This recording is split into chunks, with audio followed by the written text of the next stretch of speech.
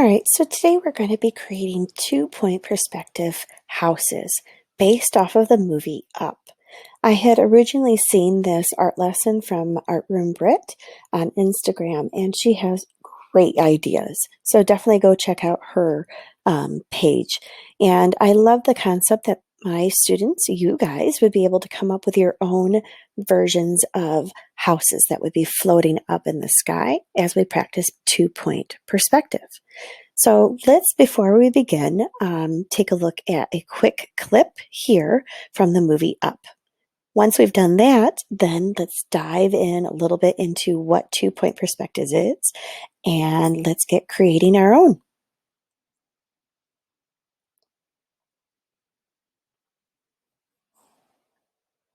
All right, so what is 2-point perspective?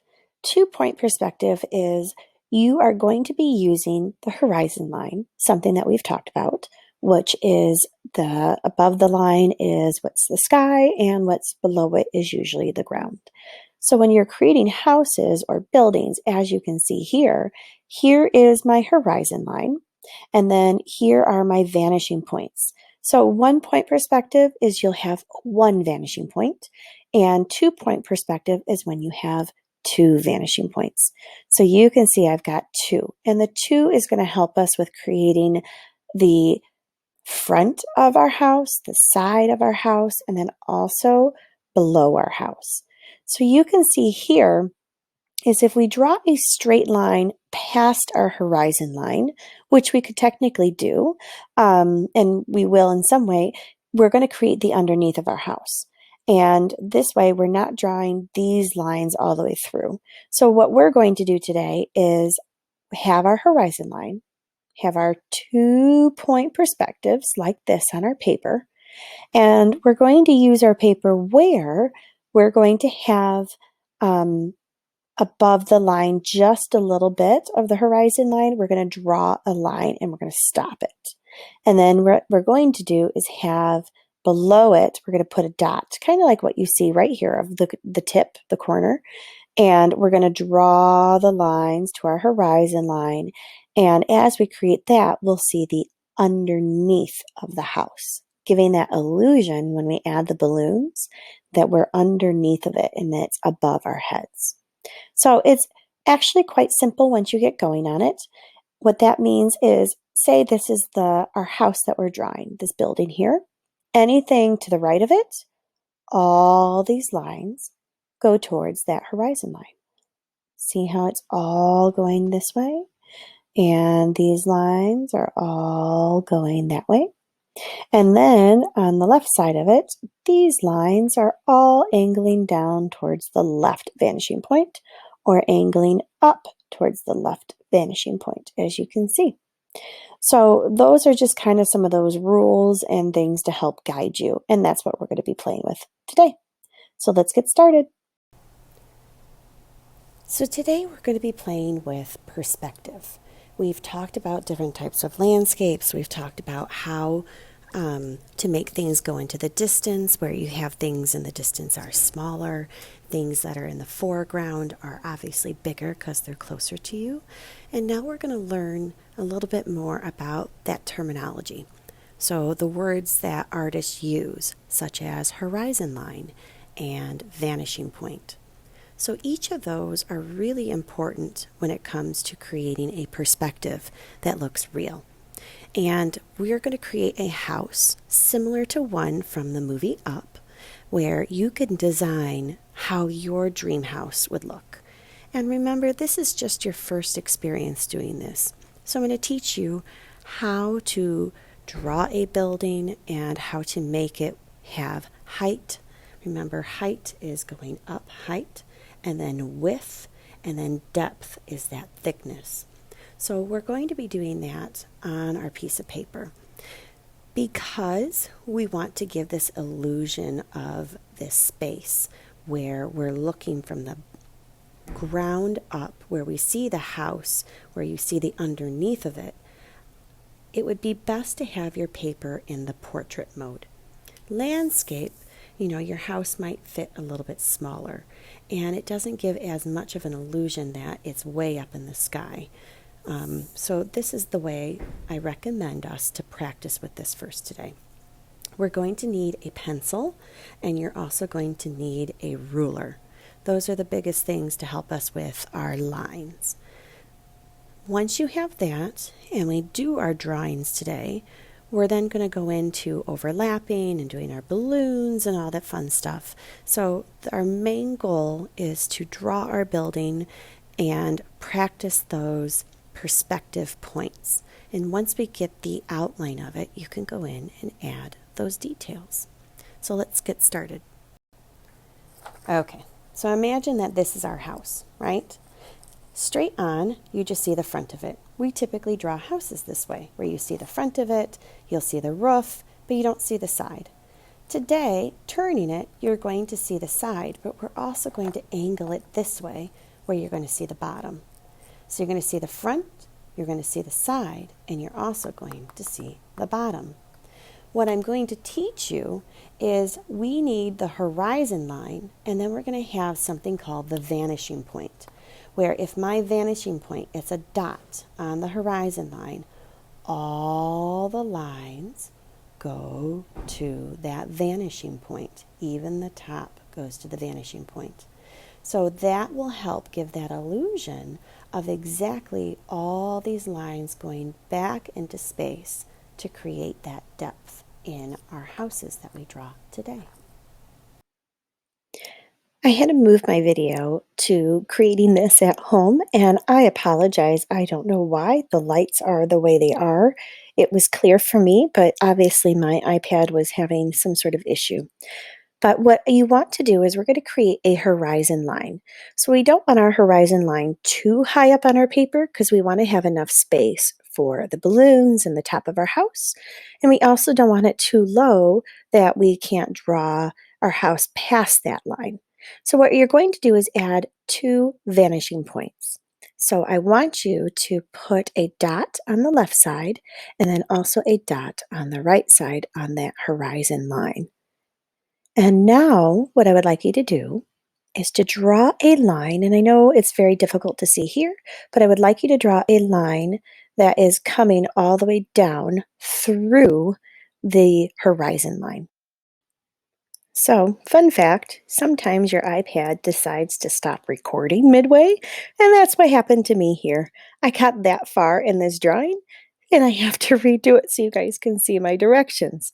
But anyways, you can kind of see what I'm trying to do here is we're going to draw a line for our horizon line. Again, the horizon line is the line that tells you what is the sky and then what is the ground.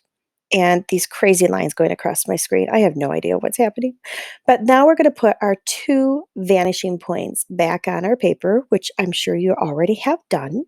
And that gives me everything on the left side of my house goes to the left vanishing point, and everything on my right side goes to the right vanishing point. So I'm going to draw my line, kind of thinking, where do I want it to go? Not too high that I don't get the sky, but now you can see a little bit, and hopefully clear enough, is that that line, I want it to go through the vanishing point a little bit. So here, I left it above, and so my line is a little bit above my horizon line, and I'm going to bring each of my corners to the vanishing point. So here is, I did my line, I have it a little bit above the horizon line. So that gives me some space for the bottom. If you go right to the to horizon line, that's fine too. And then I'm going to go from the top part of that line, and I'm drawing very lightly so I can erase these later, the points to each of the horizon lines. So here I've got each of those, and I have some space, as you can see. I'm going to draw a little bit of a dot, just giving some space to make the bottom half so I can see underneath of it. If you want to draw the straight line all the way through, or if you have, that's fine too. You could have that straight line all the way through as well.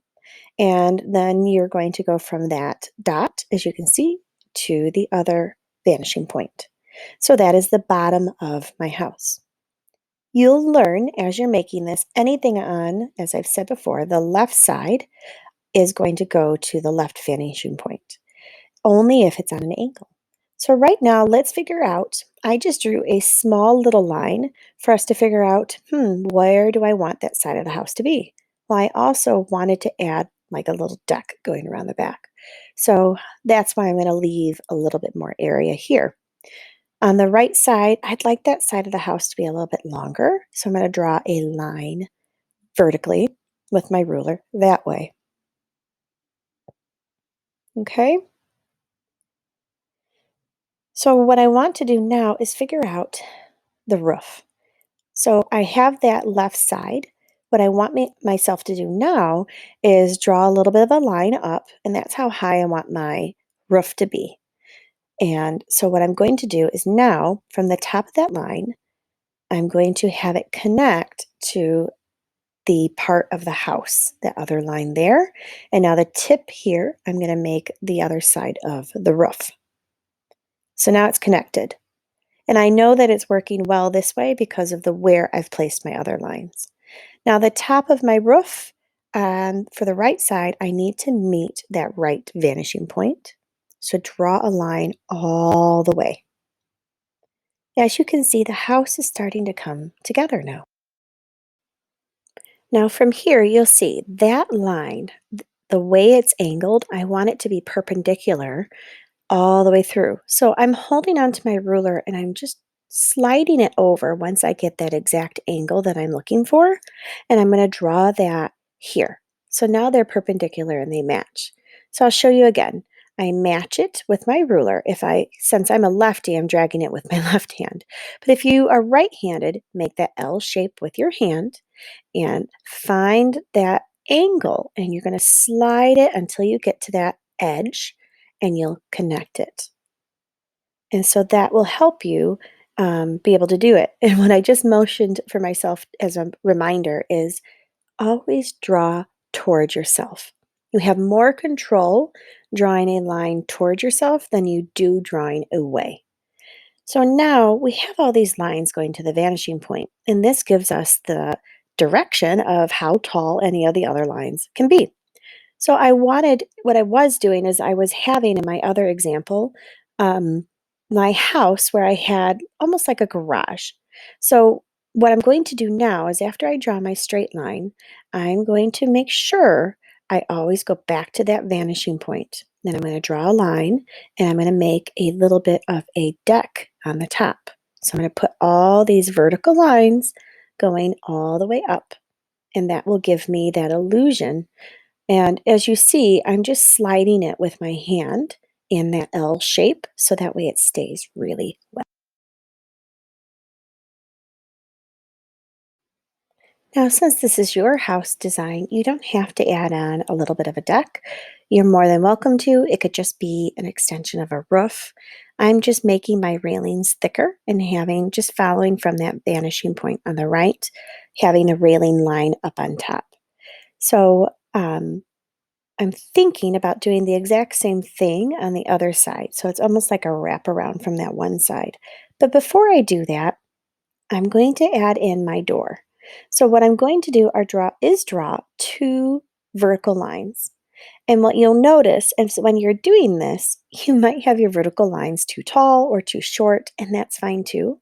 Just make sure you always go to that vanishing point, and then you're going to draw the angle. So if you need to just quickly sketch a line up to make it look like a doorway, you can. But everything must, if it's on left to right, needs to go through the vanishing point. All of this is on the right side of that first line I drew. Whatever is vertical, just make sure when you're drawing it, you have your ruler as straight as possible. Your eye can detect when something is not accurate, which makes me crazy sometimes, but that's just how it goes. So create the door you want. Maybe you don't want a square door. Maybe you want a different shaped door. Do you want a mouse door? Are you thinking of having this grand um, castle like door or something that reminds you of something you enjoy? Do that. So any vertical line is put it however you want, but any horizontal line, as you can see, I'm constantly checking in with that vanishing point. This is going to be the same skill that you use for windows as you go forward.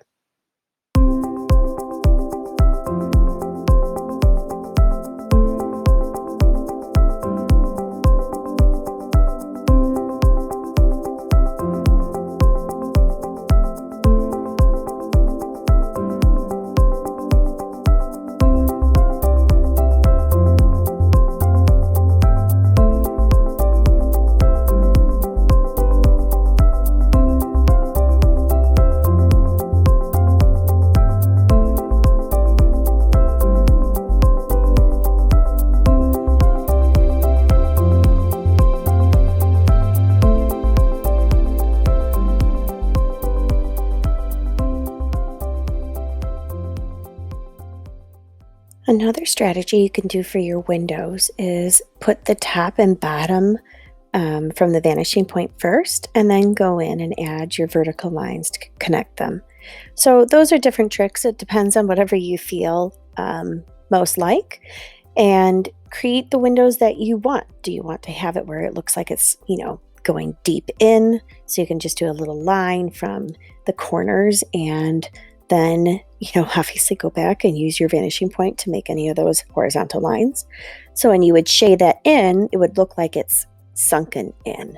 So that's an option. Another option is to just leave it and draw the, plus sign within it. So play with what you want on your house. Follow those guidelines, those rules.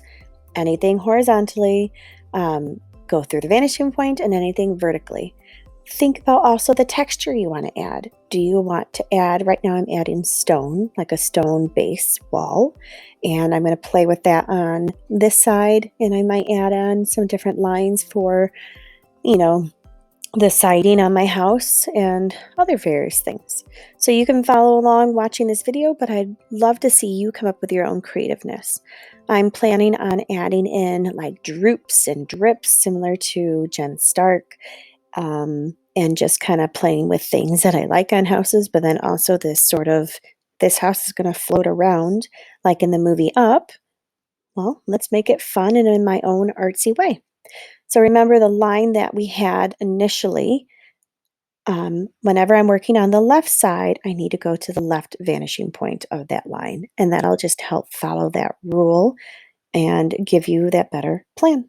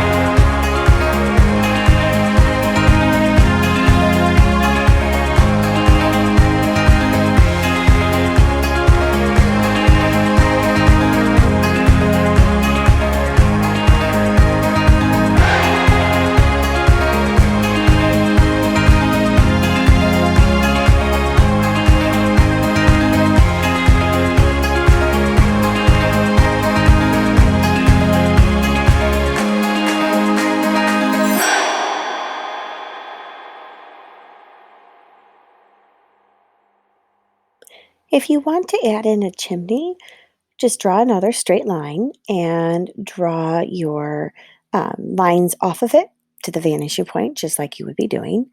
And remember, to the left of that line is going to go to the left vanishing point, and to the right of it is the right.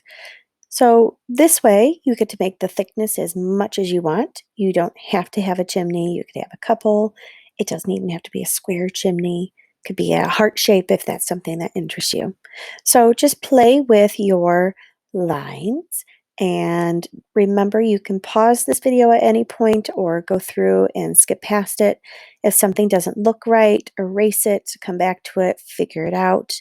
I know you guys can all problem solve and come up with the way until it looks exactly the way you want it to.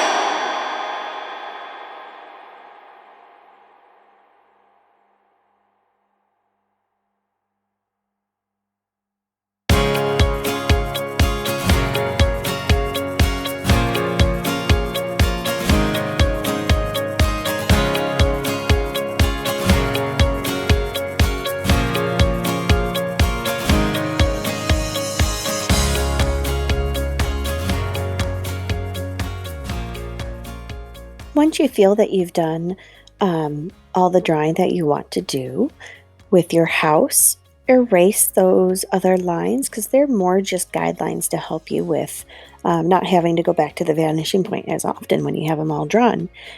To connect your bottom, what I wanted to show you here is once you've erased all of these lines, you can see that I didn't do a good connection between the edge of my house and that bottom dot. So I'm just bringing that together, and now it'll show what looks like the true upside down, bottom half of my house. So it's just following those same things. You don't have to color it in. You can later on just go in and just have your a shadow or something with your pencil. Now that we have the house drawn, let's go in and add in those balloons. So you can either start by drawing some lines from the top of your chimney, or you could just start drawing your balloons and connect lines as you want. Remember on this part, when you're drawing a lot of balloons, some balloons are going to be in front of other balloons, and etc. So as you're drawing them, remember our word overlapping. That means something is being drawn in front of the other. So you don't have to show every single line of balloons behind other balloons. So take your time, build it as you go, and you will see it all come together.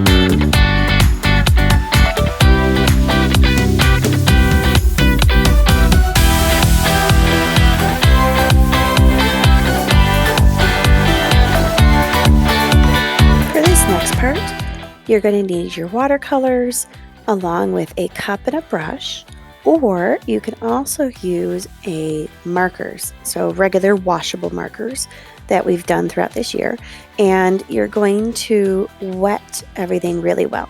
So remember, when you're working in your space, use which works for your hand. If you're a right-handed person, put everything over on the right-hand side. That way you're not crossing with color over your paper, and that's usually how drips form.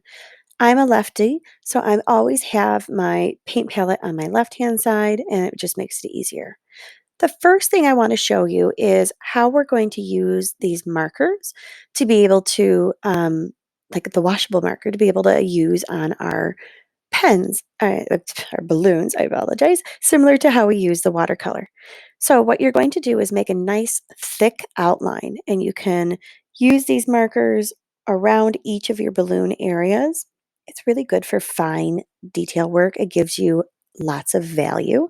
So this way, when you add water, it's going to wake up those markers, and the darker thick line that you had is going to stay nice and thick. And then as it goes inwards, it's going to create a medium value and then a light value. So it'll make everything really pop. Sometimes also you can get these variant colors with the markers that you just can't really get out of your watercolor when you have certain watercolor sets in front of you.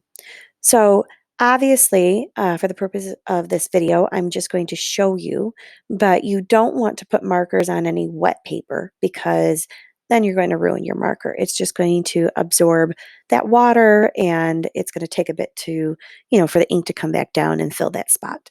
So we're going to add water once you are done filling all of your balloons with your marker. Or you can also work in where you do part marker and then part watercolor as you're working on it. Another idea is if you're working at home or here at school and you have a plastic bag. So this is just a plastic covering on something I have near my desk. And the nice thing about markers is watch, I can put it on my plastic and then I just take water and I get it woken up and it actually turns into watercolor paint, just like that.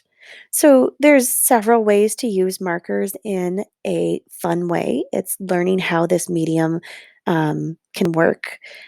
Remember, water stylists will or artists will work in layers. So if you're starting with a basic layer, you can then work your way of putting that dark or a lighter area, and then you can go back in once it's dry and just do a little bit of a darker line somewhere of a nice pigmented color like I just showed you. And sorry for my daughter putting something on my desk. That will, gives you that idea. And then obviously when you're done, it's reusable, so you could just wipe it off. Same thing with your watercolor trays. That lid is actually areas for you to be able to mix colors. So the next thing I want to show you is for the larger spaces. When you add water anywhere on your paper, this is where the watercolor will touch. And remember, watercolor is dry until you wake it up. I see so many of us using watercolors where we're trying to dig it and grab at it like it's paint. If it feels sticky or if it's not moving, it's not wet enough. You want to paint with puddles. So you are barely, not even really putting the brush in there. You're barely, as I'm showing you, touching these puddles. So what I'm doing is waking up each of my watercolors. I am dropping droplets from my brush in there and making puddles. With my younger kids, I usually walk around myself and I just kind of pour a little bit of water in. I don't want to see anybody doing that. This is a good skill for you to learn to do. But the paper that's wet, you're just going to do the droplets and you can see it expanding and flowing all over the paper. So this is a great way to mix. And as you can see, you're painting with water. So when I'm using my brush, just dipping it in the puddle that I have, I'm not pushing my brush into the water, to the pigment of the watercolor itself. I'm just lightly letting the tip of my brush absorb and pick up some of that water. Like if you took a paper towel corner and you just barely put it over a puddle of water, on say anything and it just absorbs it. That's what you're doing with the watercolor in the brush. So here I'm playing with wherever you put the water on your paper, that's where it's going to go. It's just going to flow around. So if you don't have water on or near some of the other balloons, it's not going to go in those areas. And you're just working in small little pigments. You could have a paper towel next to you and dry off your brush if you feel you have too much water. But again, watercolor should be painting with water. It should never be sticky. You shouldn't see any lines on your paper because if you do, you have too much. Another good idea to see if you're using watercolor correctly is your cup of water should really not be dirty because it could have a little bit of a tint, but it should not be filthy dirty because if it is, you're putting all of the watercolor pigment into your cup and then you're going to get rid of that. So that cup, like then it would be using liquid watercolor. You could literally paint an entire paper with your cup of water in the paint that you have in it. So work in smaller areas. You can, just use the water itself on your paper and then put the pigment on it, or just go in and mix your colors on that lid. Wipe it clean when you're done. So If you feel that you're starting to see or it's feeling sticky or the puddle is not grabbing as much, add drops of water into those areas. Obviously, rinse your brush before you grab a new color, but it shouldn't be that dirty because the pigment should all be on your paper. So have fun and then go in and add some more with the markers.